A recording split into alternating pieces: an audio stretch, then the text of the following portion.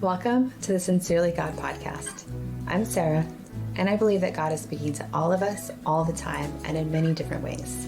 For me, the primary way that I listen is through two-way journaling. And in this podcast, I share excerpts from my prior journaling time with God, which are really inspirational messages spoken from the perspective of God to you. I'll share more about what two-way journaling is and explore other methods that might be helpful for you to listen to God in your own unique way. I'm just an ordinary person who gets to hear from an extraordinary God, and I believe you can too. Thanks for joining me.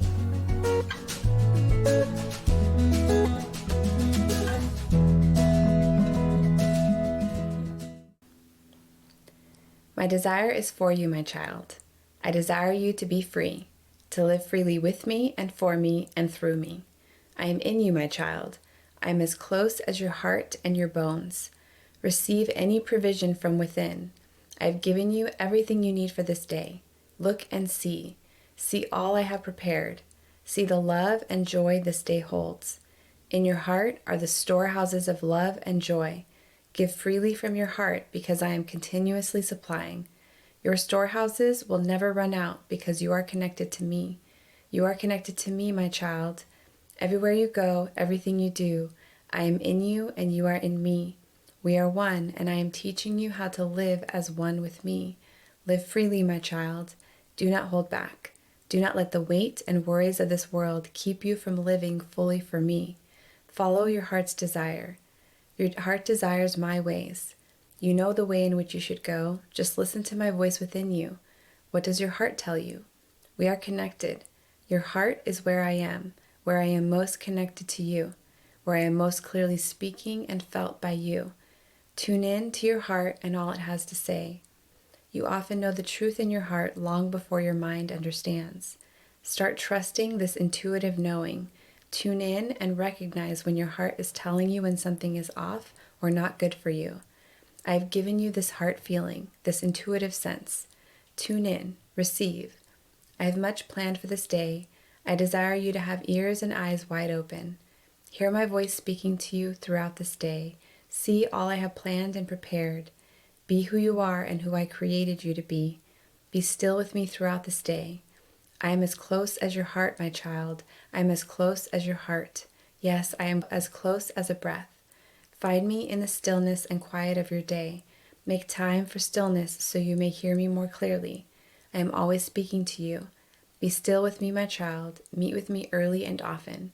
Do not be afraid to stop and find stillness even in the midst of busyness. My provision is often only found in the quiet place. Are you hurting? Be still. Are you anxious or worried? Be still. Are you unsure which way to go or what decision to make? Be still. I am waiting in the stillness and quiet to meet with you and share my heart with you. This connection takes time and intention. I do not desire you to be so busy in this life that you do not take time to simply rest in me. Rest, my child. Rest is required. You cannot do and be all I desire for you without this divine rest. I created you for this. I created my children with a need for rest and stillness. You can find this stillness anywhere, and you do not need pen and paper to hear from me. I am always speaking to you. Simply be still and listen. Listen to your heart. Listen to my thoughts. Listen and you will hear. Be still with me, my child. So first, just that reminder to stillness. I know we talked about that in the last episode, but it's so important. And taking that as a regular thing, a daily thing, it's not just every once in a while, but that it would be this continuous rhythm of finding space and time, making that intentionally so that you can connect more completely with more purity and to be able to receive the stillness, the rest that you need. This part that he says, my provision is often only found in the quiet place. Are you hurting? Be still. Are you anxious or worried? Be still. Are you unsure what decision to make? Be still. There is sometimes that provision that we can only get when we take that time to be still. I think we can get caught up in the busyness, the worries, the running thoughts, the to-do lists. And really, the provision that we need in that moment is found in the stillness. And it takes courage, and we have to push back against the culture of the world around us that says you're only important if you're busy. and push back against that and say, like, no, in order for me to have the provision I need to do all the things I want to do all the things I need to do, that I need to make this time for stillness so that I can receive. And I really want to talk about this idea of tuning in to the ways that God is speaking to you. He's talking about specifically tuning into your heart and all it has to say. Trust this intuitive knowing. Tune in and recognize when your heart is telling you when something is off. First, I do think the stillness is important because that allows us time to train ourselves to be able to recognize some of that, like, inner knowings and the way that God speaks to us, because it can look different from one person to the next. I know for me, journaling is a big way, but there are other ways that God is speaking to me as well. And I have friends that receive a number of different ways. But trusting this, like, start trusting this intuitive knowing. I think even if you don't particularly believe what I believe, that you don't believe in the ability for God to speak to you, or maybe you're not even sure about whether you believe in God, I think even then you can still recognize that there's often this, like, internal, what we would call intuitive knowings or feelings. We can call it like a gut feeling. But, if you look back at certain situations, I know for me, I can look back at times in my past that, like, especially like from that, like, feeling like something is off. I've had times where I knew something was not right in that moment, but I didn't trust that feeling because I couldn't point to anything circumstantial. I couldn't, like, point to a fact or something, tangibly in front of me as, like, this is the reason why something is off. It was just this internal feeling that I couldn't define. And so I didn't listen to it. I didn't trust it. And in hindsight, I probably could have avoided a problem or something negative that happened if I had actually trusted that intuition. And at least for those of us, I think there are different kind of temperaments and personality styles. That I do have friends that are very intuitive and very tuned into their heart, and they trust that before they trust facts or thoughts, honestly. But for me, I'm a very logical, kind of in my mind person, and it's hard for me sometimes to trust if I cannot understand it, if I cannot logically process it. And sometimes I discount these things that I cannot make sense of in my mind. But there's so much in this world and this life that is beyond our human understanding. And that may be just because it'll always be beyond our human understanding. I mean, especially when we're talking about spiritual things, there's so much that is beyond, that is above and beyond anything that we can attempt to comprehend in our human limited mindset. But even outside of that, there's things that we cannot comprehend in maybe just our current state, whether it's because we haven't walked through certain experiences yet, and so we don't have enough context to be able to understand. Or maybe it's just we're so overwhelmed in the moment that we can't get past something, and our mind doesn't have the ability to understand in that moment. So this idea that we don't always have to understand or receive a truth in our mind first, that he says, you often know the truth in your heart long before your mind understands. This is something that I think I'm still learning. I'm still fully walking out, but I have come a long way. And there's been a lot of experiences now that I can look back and say, like, no, I sensed something. And even though I couldn't understand it, I did listen and trust that intuitive sense. And there was a benefit because I gave space for that. And, just a quick side thing on this, especially for my fellow ladies, you can be maybe maybe you're leaving a store late at night, you're walking through a parking lot alone, whatever it may be.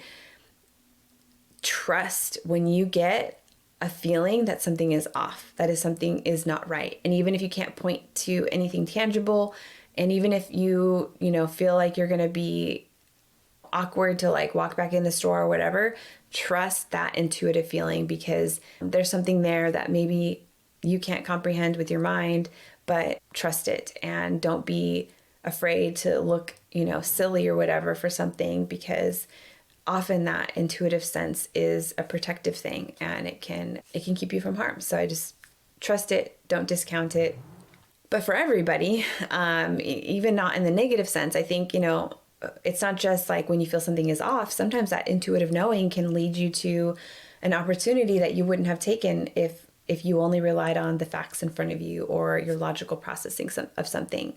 And now that I'm trying to be more intentional in this, I have had times where I have followed through on something and it worked out well because I decided to follow this intuitive sense, this heart feeling, or we might call it like a gut feeling.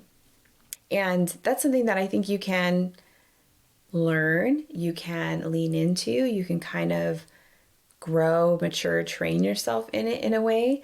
Maybe there are small examples where you have a sense of like, hey, maybe I'm going to take this path today instead of my usual path. Or, one example is maybe a friend will come to mind that you haven't talked to in a while and there's no reason for that person to come to mind.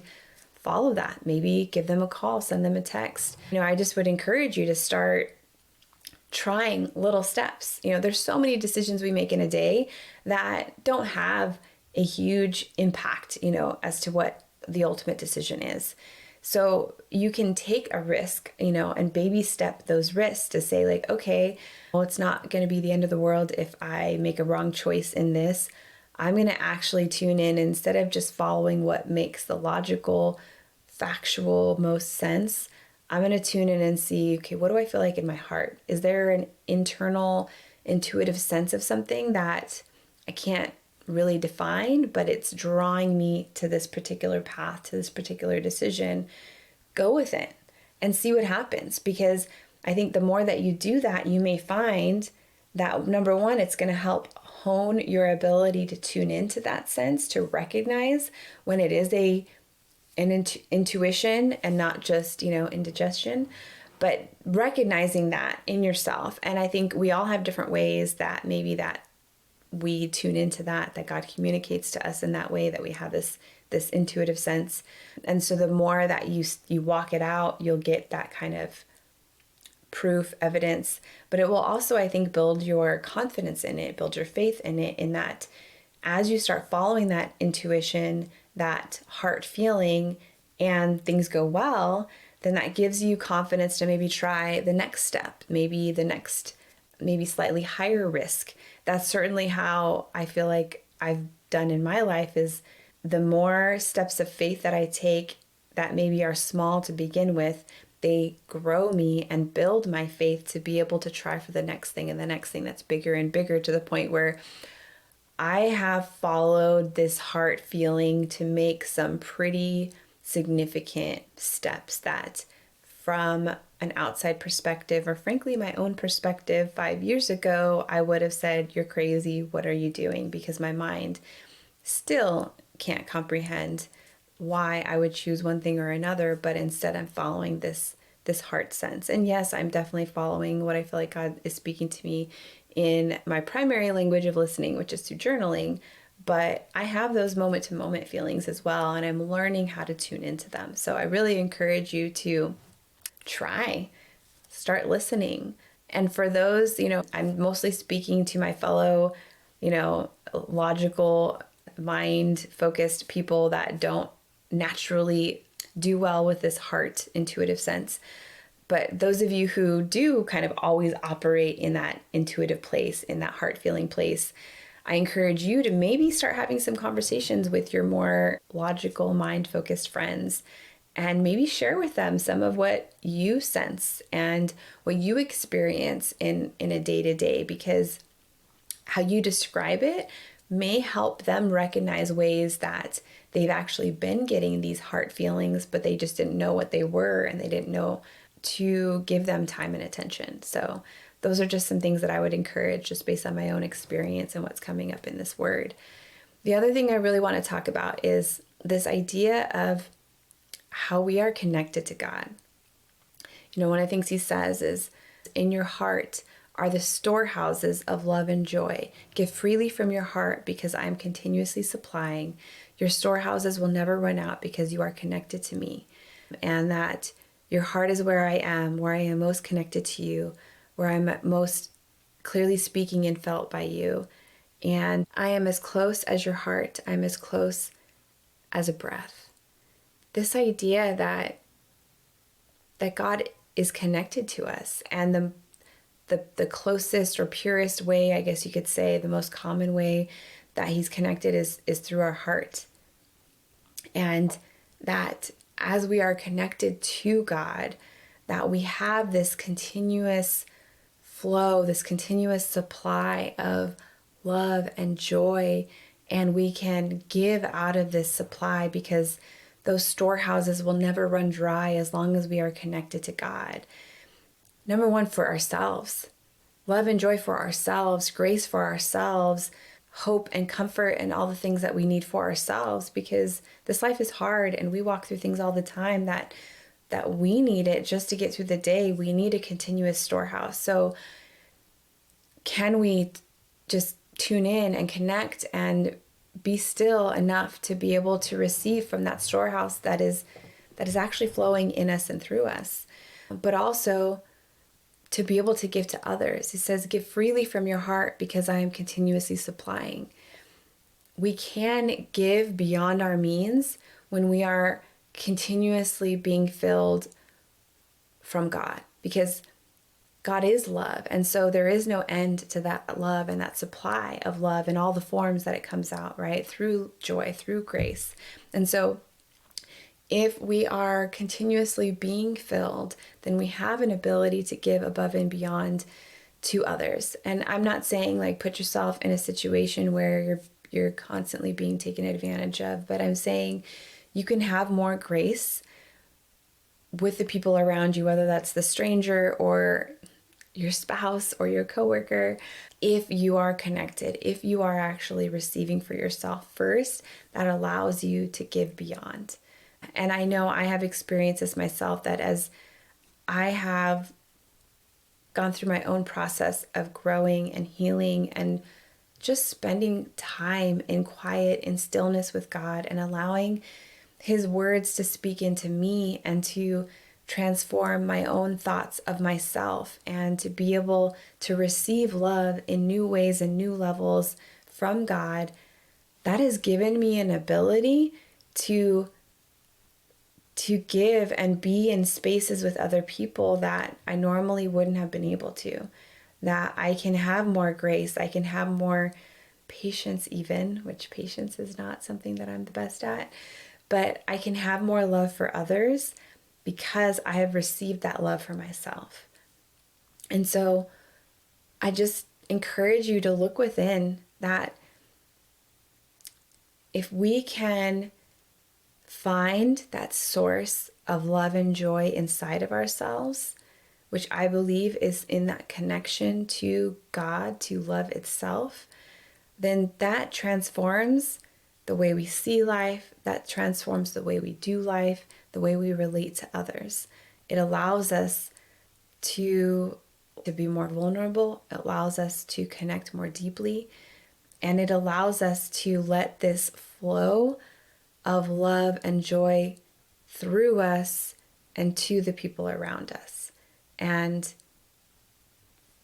I think people will notice. So I just encourage you, number one, be still, take time for stillness. If you are anxious, if you are worried, if you are unsure, be still, get your provision in that place. Recognize that you are connected to God, most especially through your heart. And do not discount those heart knowings, those intuitive feelings that you maybe can't define in your mind. And maybe start stepping out and taking those smaller risks to follow that intuition, to follow that heart feeling, that heart sense, and see where it leads and see what new opportunities may come up because of it. Thanks for tuning in to the Sincerely God podcast. Be sure to like and subscribe and share with your friends. If you'd like more information, you can go to my website, sincerelygodquotes.com. There you'll find links to my social media, as well as an ability to get your own copy of Sincerely God, a collection of quotes, either the book or the prayer journal. Until next time, keep listening to how God is speaking to you.